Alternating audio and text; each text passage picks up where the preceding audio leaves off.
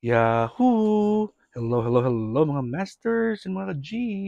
Kamusta po kayong lahat dyan? Today is January 9th, 2024. At tayo ay mag-continue pa rin sa ating All About G, the Green Iguana Daily Vlogs. Maraming salamat po sa inyong lahat, sa inyong love and support. Patuloy po kayong nandito at hindi po kayo nagmimintis. Maraming salamat ulit sa inyong pagsuporta, pag-share at inyong presensya. At ngayon po ay ang gagawin natin ay siyempre bakante po yung inuman at pagkainan ni G natin. So lalagyan po natin yan ng tubig at papalitan natin ng malinis na tubig at siyempre ang kanyang pagkain. So buksan po natin ito. Yan. At na-prepare ko na po yung kanyang tubig. Ito po yung kanyang tubig. Okay. Ito yung kanyang tubigan. At malinis na tubig po ito. Medyo warm water po ito. And then dito po sa kabila, sa kanyang kainan.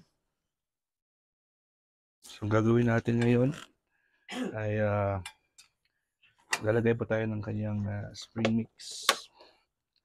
Spring mix. Bagong batch naman po ito pero naubos na. Malapit na maubos. Pero naman akong biniling bago. Uubusin na lang natin ito. Siguro bukas ubos na po ito. Right. So ito po yung kanyang spring mix. Hindi na natin kailangan yan punit-punitin. So yung style ko kasi ngayon, nilalagyan ko po yan ng tissue, ng papel, yung paper towel. Kasi pag hindi ko nilalagyan ay siya po ay nalalanta. Kasi doon sa loob naman po ng rep. Okay. Ito po yung G natin. Hihintay ng kanyang pagkain. At ililipat natin si G sa kanyang, para makita niya may meron na siyang pagkain. Gutom ka na ba, G? Are you hungry? Is the G hungry? There's your food. Yun, kain na yan. Yan ang ating G. Ngayon, kasalukuyang kumakain yan. At gutom ata na ang G natin. Bukas ngayon ang ating pintuan dahil po ay merong sunlight. Nakikita nito, sunlight ito. Alright. So meron din tayong prepare na mga fruits kay G. Kahapon po, hindi ko na videohan. Kahapon po ay kumain siya ng watermelon at ang winter melon. So kumain po siya. Nilagyan ko yung kanyang plate at naubos niya. Kaso gabi po yun. Alright, so subuan natin yung ating G. Sanay na po siyang sinusubuan.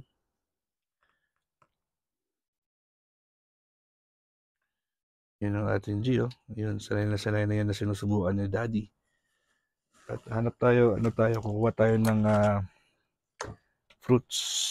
Tingnan natin kung kakain ulit siya ng fruits. Kunti lang naman yung fruits na bibigay ko sa kanya. Kasi bawal naman sa kanya yung maraming fruits. Kukuha po tayo ng konting watermelon at konting winter melon. Ano ba yung orange na melon nga yan? Ayun, so cantaloupe, honeydew. Yan, yung mga bibigay ko sa kanya. Watermelon, cantaloupe, and honeydew. Tatlo po yan. Alright, so kakain na muna si G natin. Tingnan natin kung kakain siya ng prutas. I think kakain naman niya ng prutas si G kasi alam niya naman na mas gusto niya yung prutas pero bawal kasi 20% lang kasi ng kanyang diet ay kailangan prutas. So meron po akong dito pinipare. Yung kanyang tatlong klase. Sa honeydew, winter ang kanyang watermelon. At yung isa is yung cantaloupe. Yung cantaloupe is yung orange. Ito po yung cantaloupe. Ito yung cantaloupe, yung orange. Yung honeydew, ang green. And then yung red is yung watermelon. Obviously. Alam mo naman yan, di ba? Akala ko kasi may winter melon. Winter melon kasi yun yung, ano ba yan, winter melon sa Pilipinas? Kondol. May kondol kasi pero wala palang kondol. Akala ko kondol eh. So nagsa-slice po ako ngayon ng kanyang pagkain, ng kanyang prutas. Tingnan natin kung gusto niya. Ilalagay natin yan sa separate na lalagyanan. Kasi para hindi mag-mix ka. Dito natin ilagay yan sa gilid. Oh. At ililipat natin si G. Lilipat natin si G sa kabila. It's okay, baby. It's okay, it's okay. It's okay. It's okay. Hindi niya alam kung bakit ko pa siya linilipat. It's okay. You have your fruits here. Here. Right, try to eat your fruits in front of the sunlight. Okay, fruits yan ni G ha. Hey G, see, check your fruits. You have fruits. There you have fruits there. I hope na makikita niya yan. Nagugustuhan niya yan eh.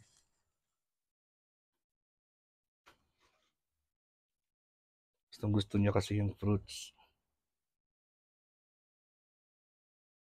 Ayun. So, kumakain po si G ng mixed melons. Gusto ni G yan. Kahapon kumain din siya pero hindi naman natin araw-arawin yan. Gusto niya yung watermelon. No? Ayun. So, kumakain po si G ng treats. Treats ang itong tawag natin sa kanya dito. Treats. Kasi hindi po ito araw-araw. At minsan po kailangan din natin pakainin si G ng ganyan dahil po ay para makapoops din siya. Kagabi pala nagpoops si G. Dami ng poops ni G natin kahapon. Hindi ko na nabidyohan kasi kakauwi ko lang ng bahay at pag-uwi ko na nakapoops na po si G natin. At umuubo po yung daddy ko ngayon.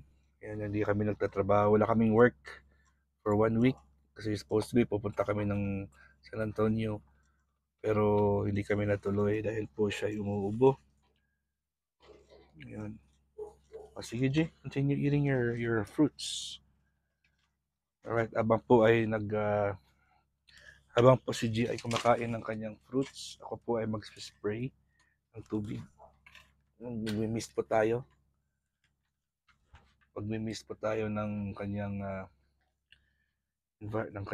turf. So, magbabamba muna ako.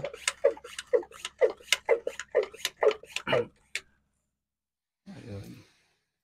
So, nag-spray na tayo. Gusto naman ni G yan eh. Ayun. So, nag-spray muna tayo para medyo moist ang kanyang artificial turf. Importante yan. Para ma-maintain ang kanyang humidity sa kanyang mansyon. Sa kanyang condominium ni G. Yes po. At malapit nang maubos ni G ang kanyang fruits. Yun, no? Malapit na, oh. Sige, G. Finish your food. Ayusin ko lang muna. Ayan. Okay. Alam na naman ni G na binibidyohan siya. So, artista na yun ang G natin. Artista ka ba, G? Are you an artist? Are you an actor? Or a dancer? Or what are you, G? Okay. Paubos natin sa kanya to yung kanyang G. Here's your honeydew. That's not honeydew.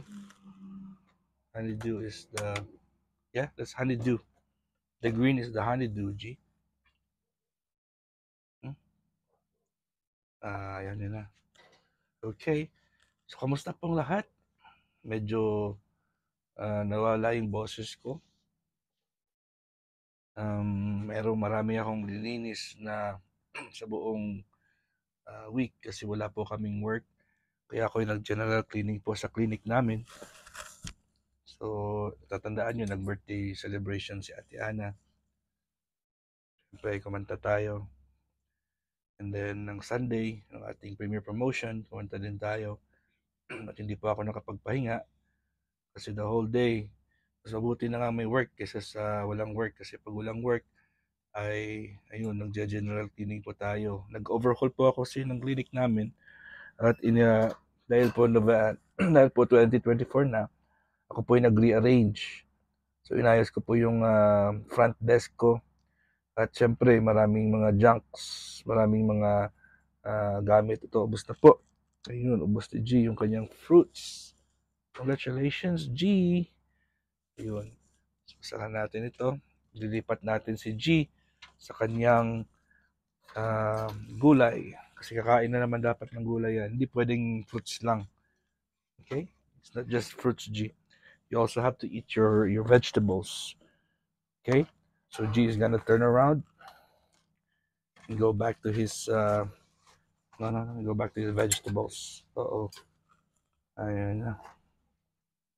You don't have fruits no more. All you have to do is finish your vegetables. You have to eat your vegetables now. You're done with your fruits, G.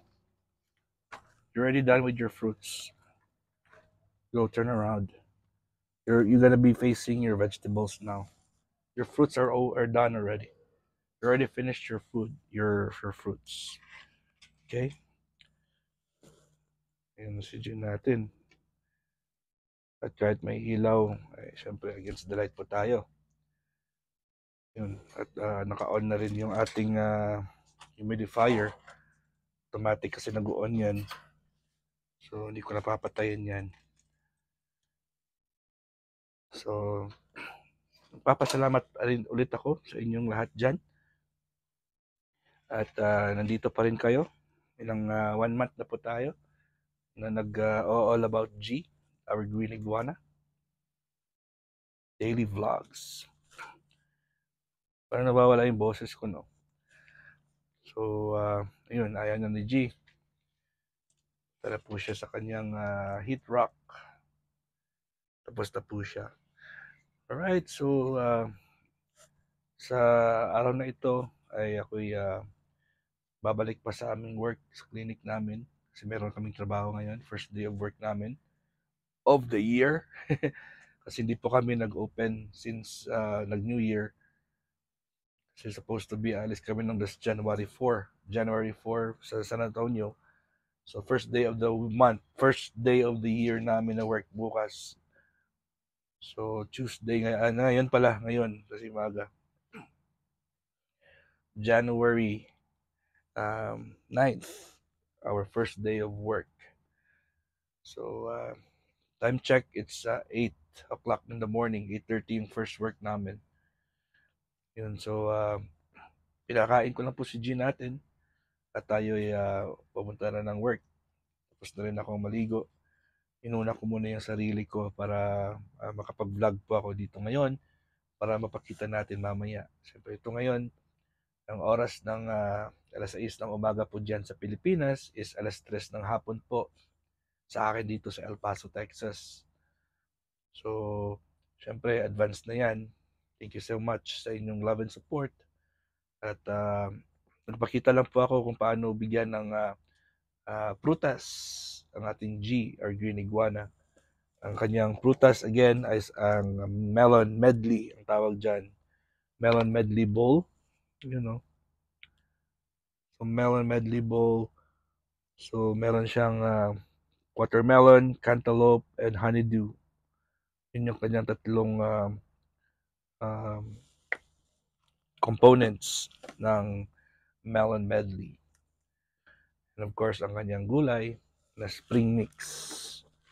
Spring mix yan. Yung spring mix niya is always non-GMO. Product of Mexico. So, green leaf. Ayun yung mga ingredients niya. Hindi ko na babasahin yan. Anyways, mga masters and mga ka-G, maraming salamat po sa inyong lahat. And kita-kits tayo bukas. God is great. Yahoo!